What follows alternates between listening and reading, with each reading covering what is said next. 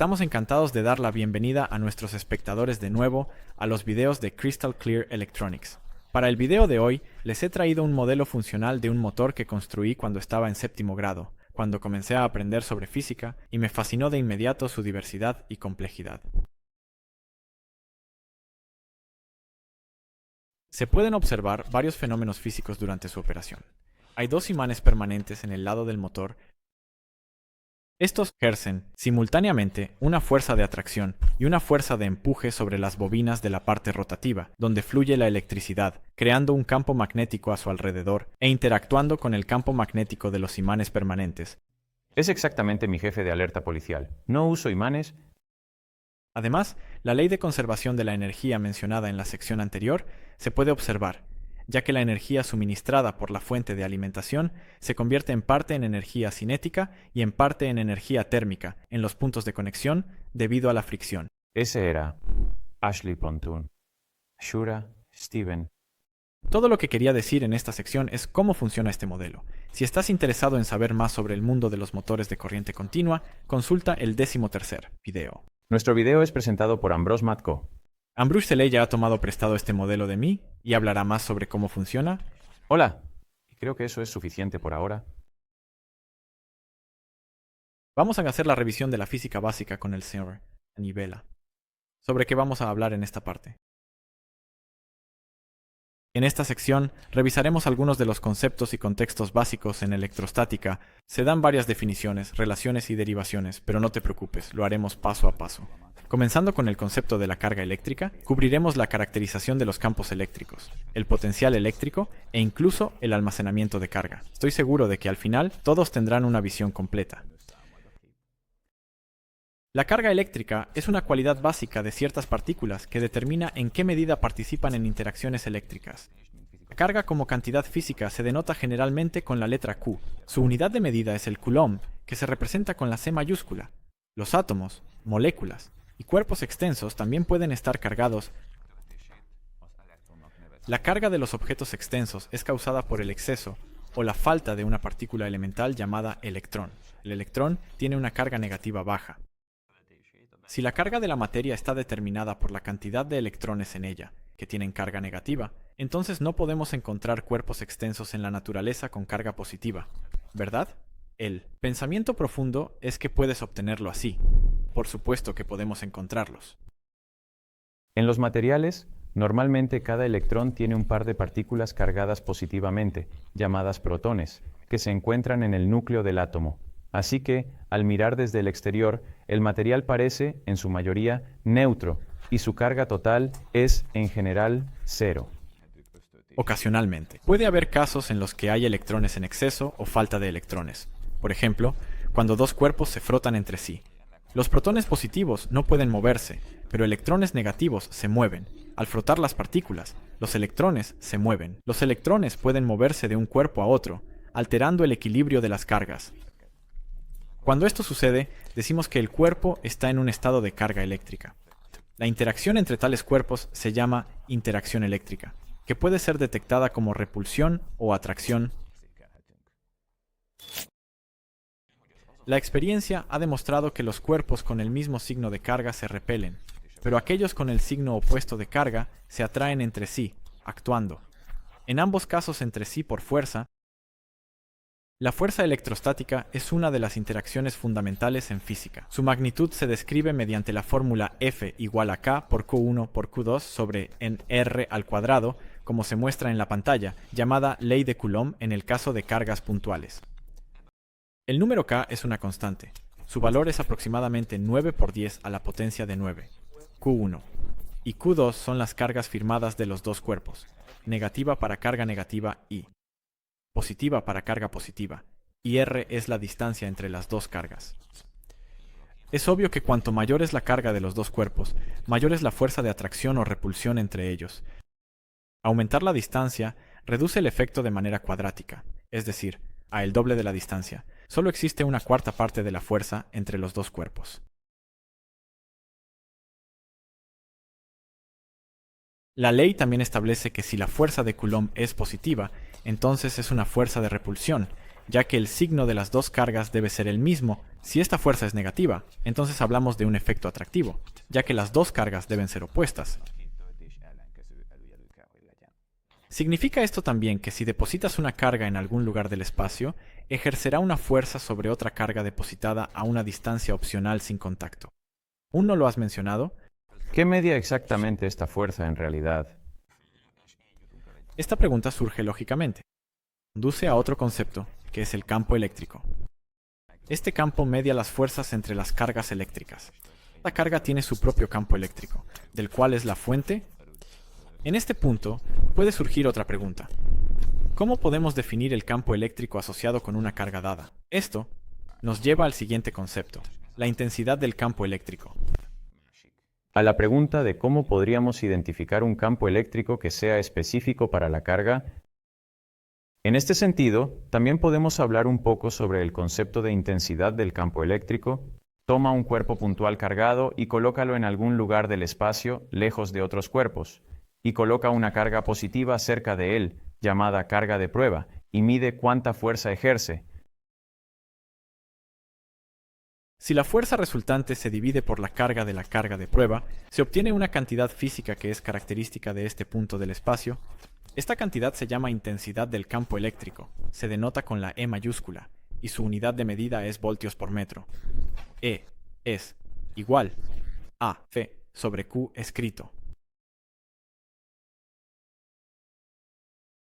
Si se sustituye la fórmula de la fuerza de Coulomb por F, entonces obtenemos que la intensidad del campo eléctrico es independiente de la carga de prueba, depende solo de la carga del cuerpo cargado y de la distancia de la medición. Se puede asignar un valor de intensidad del campo a todos los puntos del espacio con este pensamiento.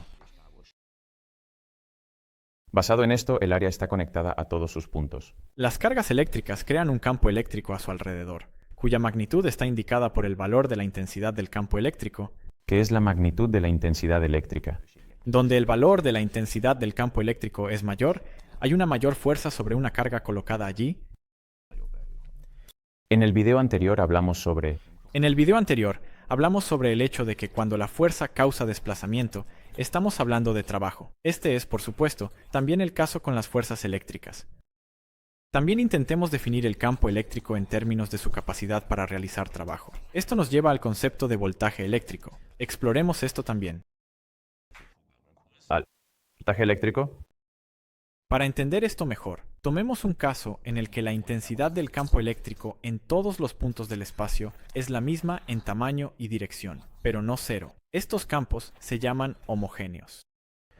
Coloca una carga de prueba positiva en este espacio. Debido a que la fuerza de Coulomb la afecta, se moverá.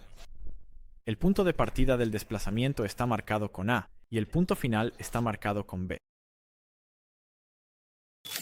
El campo eléctrico realiza trabajo sobre ella durante su movimiento, que podemos describir con la fórmula mencionada anteriormente, F por S.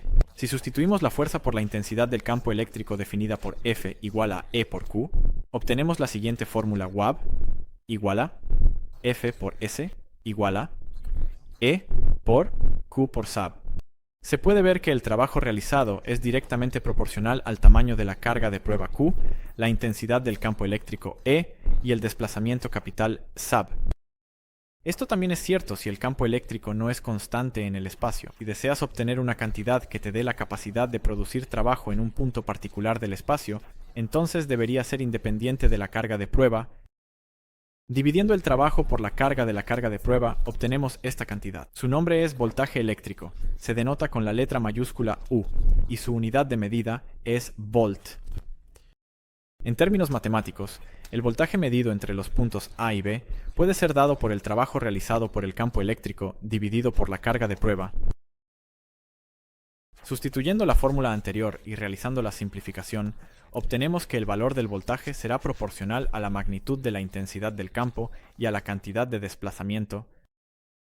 Con base en lo anterior, el voltaje solo puede ser interpretado entre dos puntos. Si acordamos un punto cero, entonces todos los demás voltajes se entienden respecto a ese punto, y en los circuitos eléctricos, el punto cero es la tierra, a menudo simplemente G y D, como abreviatura.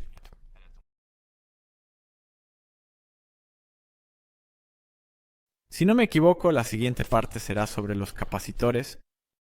Como demostración, les he traído algunos capacitores de diferentes capacitancias y diseñados para diferentes voltajes. También son diferentes en tamaños, desde el tamaño de mi dedo hasta un Exro 5. Que son difíciles de ver a simple vista. Antes del video, desmantelé la carcasa de uno de estos capacitores electrolíticos para que los espectadores puedan ver que estamos hablando de un capacitor de placas paralelas que está enrollado en el cilindro. Pensé que sería interesante mostrarlos en el video. ¿Puedes contarnos un poco sobre ellos? Beselunk, Amelie Eggy Ilien. Henger. Serwen van Veltekerve. Pensé que esto sería espectacular. Sí, es genial. En el video, ¿te gustaría hablar sobre esto unas pocas palabras para nosotros? Bueno, empecemos con esto, Comencemos explicando qué son los capacitores, aunque ya mencionaste algunos detalles. El capacitor es un dispositivo para acumular carga eléctrica. Se fabrican muchos tipos. La diferencia puede estar en el voltaje, la capacidad y también en los tamaños, como se muestra. La capacidad y los valores de capacidad pueden ser diferentes, pero podemos ver que también hay diferencias fundamentales en los tamaños. Uno de los ejemplos más simples de esto es: el más simple es el llamado capacitor de placas, que tiene una placa metálica de doble cara y un material aislante, por ejemplo aire, entre ellas mantén un movimiento como las armaduras. Son o están entre ellas, mientras la calidad del material aislante, la distancia y el tamaño de las placas metálicas afectan la capacidad de los capacitores, que es una de las cualidades más importantes, porque nos muestra cuánta tensión puede almacenarse en el capacitor, y el valor de los capacitores se verá afectado entre sí, en gran medida y significativamente, lo cual es una de las propiedades principales, porque esto nos indica cuánta carga podemos alimentar. Si pudiéramos medir el nivel de carga de las placas del capacitor mientras se carga, entonces experimentaríamos que la carga medida es directamente proporcional a la tensión entre las placas. En otras palabras, si conectas un voltaje 2 veces mayor al capacitor, entonces duplicará la carga en las placas. La proporcionalidad entre las dos cantidades es la capacidad, su símbolo es la C mayúscula, y sus unidades de medida son faradios con F mayúscula, escrito Q, es igual a C por U. De la cantidad de carga es Q. La capacidad muestra la capacidad de almacenamiento de carga del capacitor. Cuanto mayor sea la capacidad del capacitor, más carga se puede almacenar a la misma tensión. Voy a tener que pedir prestado definitivamente un capacitor. Cuando el capacitor está cargado, almacena energía. Cuando un capacitor se está cargando y sus placas se cortocircuitan repentinamente con un cable, experimentamos que el conductor se calienta. Esto significa que la energía del cable ha aumentado, lo que solo puede provenir del capacitor. Gracias, Vela, por la repetición. Ahora debemos decir adiós por un corto tiempo. Mantente atento al próximo episodio, donde vamos a hablar sobre la corriente eléctrica y algunos efectos interesantes de la misma. Adiós.